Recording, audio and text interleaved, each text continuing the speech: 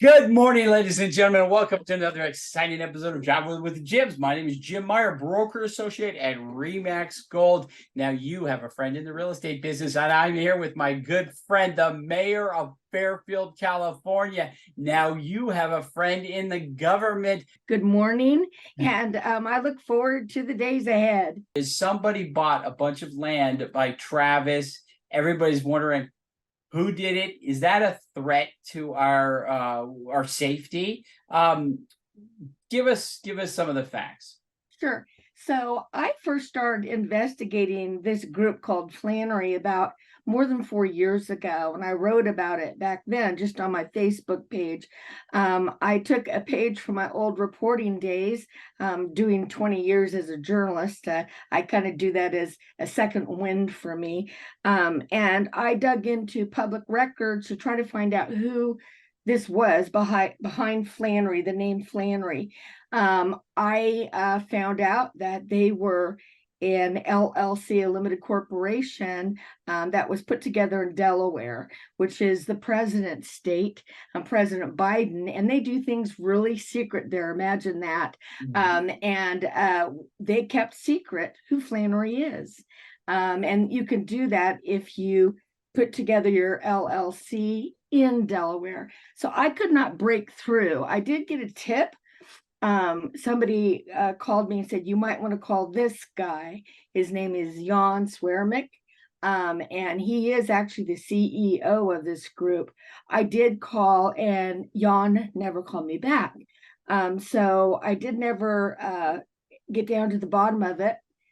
Flash to about a month and a half ago, and I got a call from the New York Times. Wow. And they said they knew who it was, and they were 99% sure, and they wanted to talk to me because they'd looked at my research. And so I spoke with them, and then they quoted me on their story where they broke who this was. And what it is it's a group of folks, not folks, billionaires with a B, and they are all out of the San Jose area. They've made their billions on high tech. And yes, many of the investors are very good friends and work with the Chinese. So that's what happens when you're in Silicon Valley. Now I'm all happy for them to be billionaires, but what they're doing here could endanger not only Fairfield and Solano County, but the entire nation and the free world. Why do I say that? Because Travis Air Force Base, which is one of the biggest economic engines in our area, it brings in about $3 billion a year to our area, could be endangered by encroachment. They want to build a city, a funny little city where they want to have their own kind of governing, where it'd be like a 15-minute city. So you can walk anywhere, schools, restaurants, wherever, within 15 minutes. There are a lot of questions about that. But my biggest question is, because Travis Air Force Base is part of my city, Fairfield, I protect it. I do everything I can. So, yes, I do talk to the commander. Yes, the city manager and I have spoken to the DOD in Washington. Yes, they're still investigating them because we can't just take folks at their word who basically lied to us for 5 years.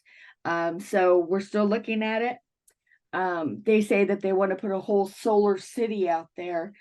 Well, that's a problem for airplanes. As you can imagine, there's reflection that comes off those. And there are newer ones where you can get them so they don't cause as much of a problem. But, renewable energy in the way that they talk about it, the windmills are a problem. They mess with our radars at Travis, and the solar units themselves, especially a whole solar farm of them,